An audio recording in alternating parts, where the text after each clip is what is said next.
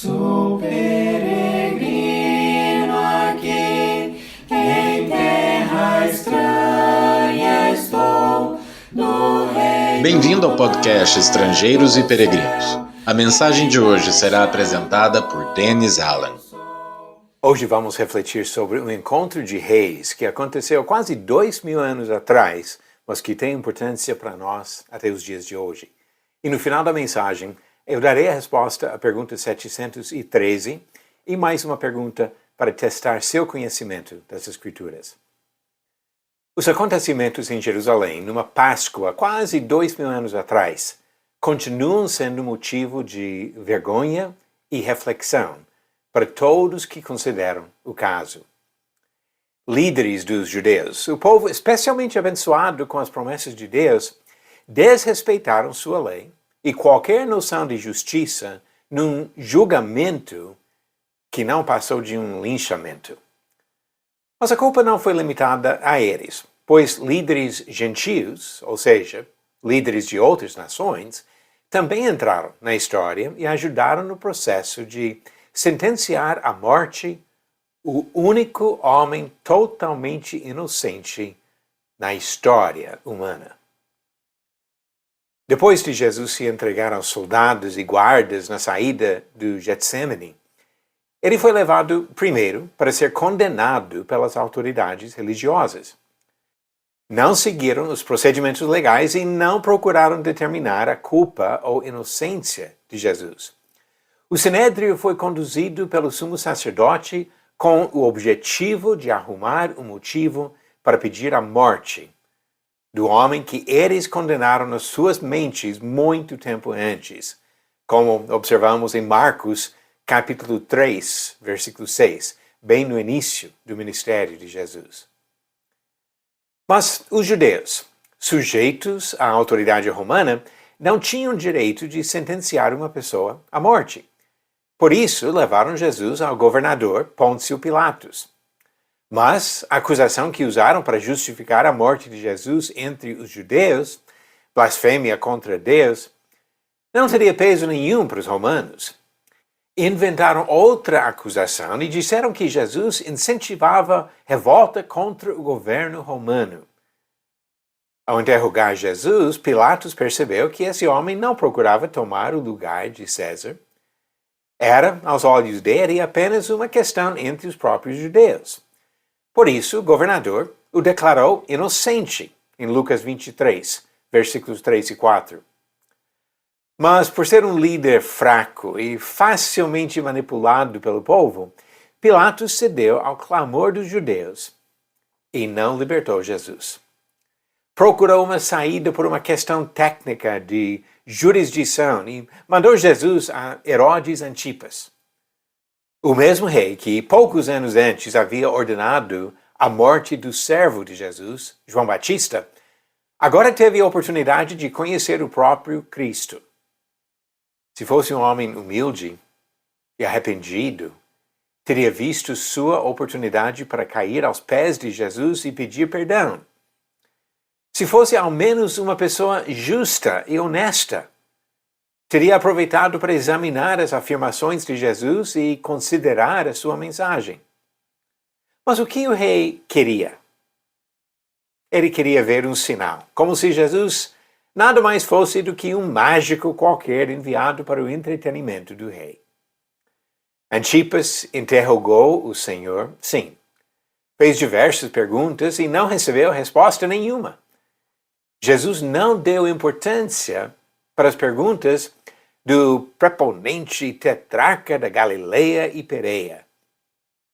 Herodes foi insultado pelo silêncio de Jesus.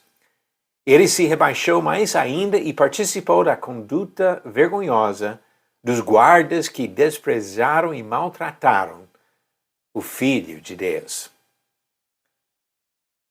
Foi, ao mesmo tempo, um dia de reconciliação. Não entre esses dois reis, o rei Jesus e o rei Herodes, mas o governador Pilatos e o rei Herodes Antipas fizeram as pazes depois de sérios atritos entre os dois. Os dois cooperaram com os judeus que ficaram contentes com a sentença de morte. Foi também um dia de julgamento. 2 reis se encontraram. Herodes condenou Jesus, mas o verdadeiro rei dos reis julgou o homem e a nação que ele representava. Era só uma questão de tempo. E o reino de Herodes, como todo o poder do Império Romano, cairia por terra. Mas o reino de Jesus seria estabelecido e permaneceria para sempre como um reino inabalável. Foi um dia de vitória aparente, mas enganosa, para os servos do inimigo. O mesmo que tentou Adão e Eva no jardim, que tentou derrubar Jó por meio de terríveis aflições, e que lutou contra os servos de Deus ao longo da história, procurou uma vitória definitiva naquele dia em Jerusalém. E por 3 dias parecia que tivesse conseguido. O diabo conseguiu juntar Judas, os líderes dos judeus, as autoridades romanas e o povo comum para rejeitarem e matarem Jesus, o Nazareno.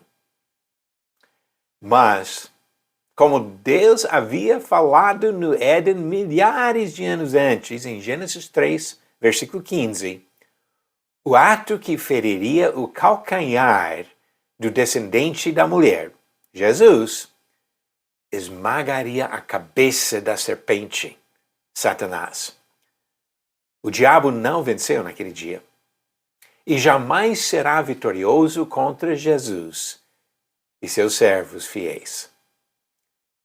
Herodes pode ter dormido aquela noite com alguma satisfação de ter livrado o mundo de um homem problemático.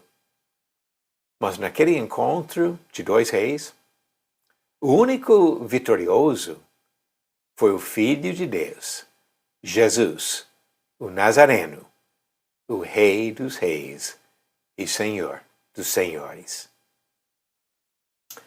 A pergunta 713 é também sobre Jesus. A Bíblia dá os nomes de quantos irmãos homens de Jesus. Alternativas: 0, 2, 4 ou 12. A resposta certa? 4. Diz Mateus 13, versículos 55 e 56, não é este o filho do carpinteiro? A sua mãe não se chama Maria? E seus irmãos não são Tiago, José, Simão e Judas? Todas as suas irmãs não vivem entre nós? Então Jesus tinha 4 irmãos homens, Tiago, José, Simão e Judas. A pergunta 714. Organize os nomes das seguintes pessoas na ordem cronológica. Os nomes: A. Esaú, B. Ezequias, C. Ezequiel e D. Enoque. Darei a resposta no final do próximo episódio. Jesus encontrou Herodes Antipas. Herodes participou da condenação de Jesus, mas o verdadeiro vitorioso, que continua reinando no seu reino eterno e inabalável, é Jesus Cristo. Obrigado por nos acompanhar nessa jornada pelas Escrituras.